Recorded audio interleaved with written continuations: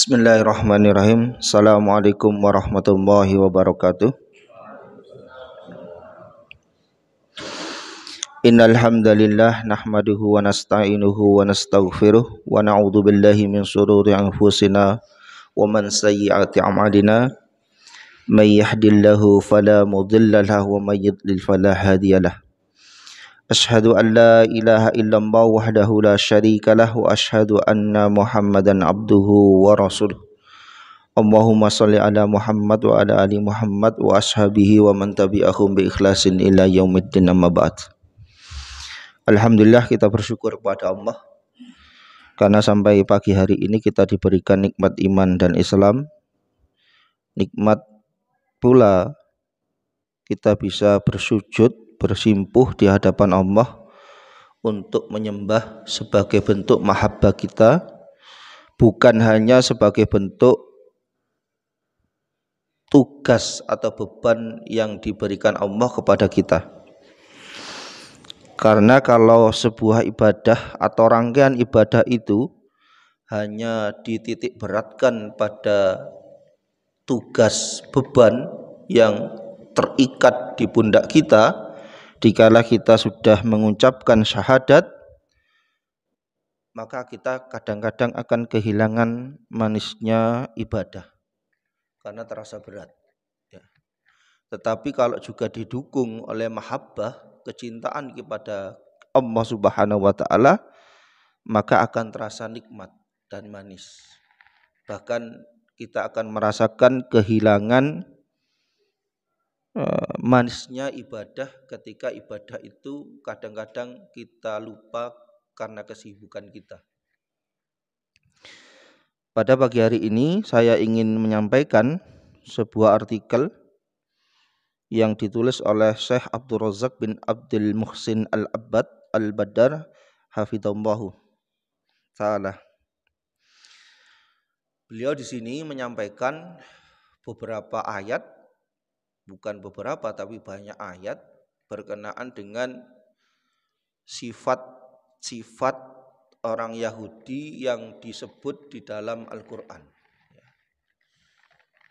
Dan kita sebagai orang mukmin, sebagai umat Rasulullah SAW, itu paling tidak minimal sebanyak 17 kali dalam sehari. Kalau hanya mengerjakan sholat wajib, itu kita berlindung kepada Allah atas sifat-sifat orang Yahudi ketika Allah menyebutkan di surat Al-Fatihah itu, ya, ghairil maghdubi alaihim waladhdallin. Ya Allah, kami berlindung agar tidak dijadikan sebagaimana orang-orang yang dimurkai olehmu ya, dan yang sesat. Maka kata Syekhul Ibnul Katsir, ya, Ibnu Katsir dalam tafsirnya, siapa yang dimurkai itu yaitu orang-orang Yahudi. Kenapa dimurkai? Karena faham ilmu tetapi tidak dikerjakan, bahkan menentang Allah. Kita faham ketika Rasulullah SAW itu ditunjuk sebagai seorang Rasul, orang Yahudi itu bukan tidak tahu, bahkan mereka mengenal sebagaimana mereka mengenal anak-anak mereka sendiri di dalam kitab-kitabnya. Tetapi mereka menolak karena Rasulullah itu bukan dari kaumnya. Tidak sebagaimana kita. Kita ini kan di Indonesia paling banyak sukunya. Ada suku Jawa, suku Madura. Bahkan ketika kita tidak pernah bertemu dengan Rasulullah pun kita sanggup mengimaninya.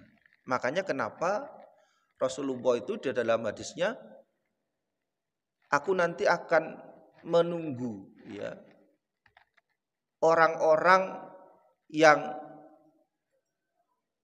akan mengimaniku meskipun tidak pernah bertemu denganku ya.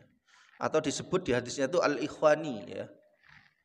Maka para sahabat, ya Rasulullah, siapakah mereka? Ya. Apakah ana ya Rasulullah dan kami ya Rasulullah, tidak ya, kalian itu ashabi, sahabatku kata Rasul. Tetapi aku akan menunggu di telaga Haudku itu orang-orang yang mengimani akan risalah yang aku bawa meskipun mereka tidak pernah bertemu denganku. Ya, bayangkan itu. Kalau para sahabat bertemu dengan Rasul itu melihat sosoknya langsung, ya, kagum. Ya. Bahkan orang yang tidak beriman pun kalau dia jujur, maka dia bisa beriman kepada risalah yang dibawa Rasul. Mungkin salah satunya karena melihat sosok Rasulullah SAW. Sedangkan kita melihat sosok Rasulullah itu dari membaca hadis dan membaca sirah. Meskipun sebagian mayoritas kita yang hadir di sini imannya itu karena keturunan. Tapi alhamdulillah, jadi keturunan warisan yang diberikan oleh bapak ibu kita itu warisan yang sangat besar. Meskipun bukan warisan rumah atau tanah, tapi warisan iman. Tapi imannya itu jangan kemudian stagnan, harus dipupuk kembali. Kalau tanaman dipupuk dengan pupuk agar tumbuh subur, menghasilkan buah yang baik. Kalau kita dengan ta'lim, karena iman itu tidak mungkin akan bertambah ketika tidak ada ilmunya. Yang pertama, ya, beliau mengambil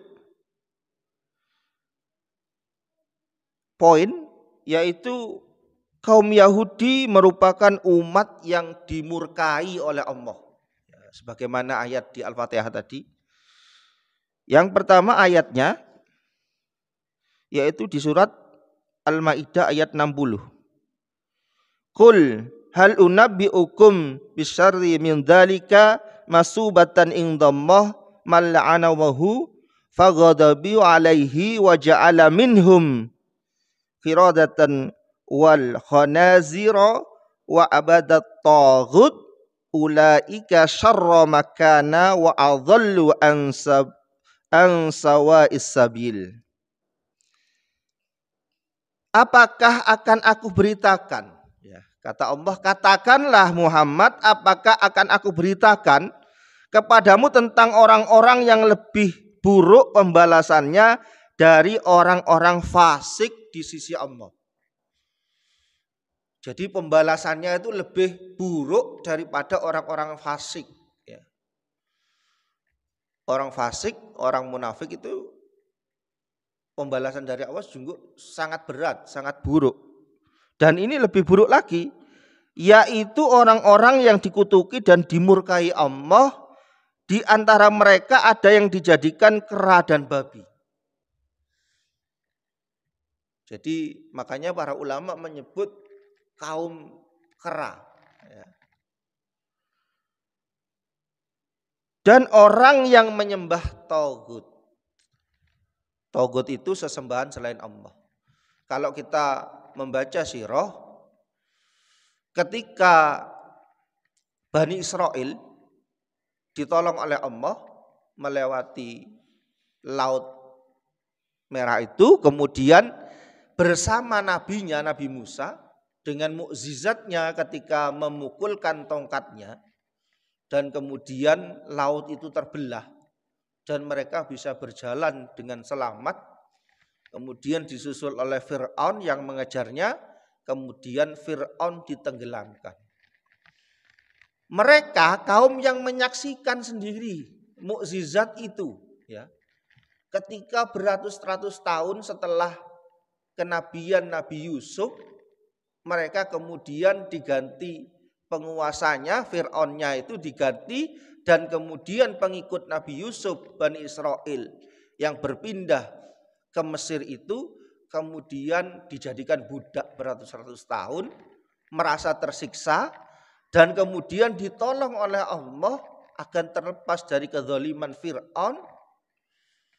Bisa-bisanya kemudian setelah itu ketika Nabi Musa menyatakan kepada kaumnya, aku akan pergi ke Bukit Tursina untuk mendapatkan wahyu selama 40 hari. Kalau di perjanjian lama itu disebut 10 komandemen. Ya. Tetapi setelah Nabi Musa kembali kepada Bani Israel, kaget. Mereka telah menyembah patung sapi yang dibuat oleh Samiri. Sampai-sampai Nabi Musa itu marah kepada adiknya, kepada Harun. Kenapa kok bisa begini kaumku ini? Ya. Kok bisa menyembah patung sapi yang bisa mengeluh? Karena buatan Samiri. Samiri ini punya ilmu sihir ya, yang diambil dari peninggalan Nabi Sulaiman. Sehingga sapinya itu seperti mengeluh, bisa berbunyi.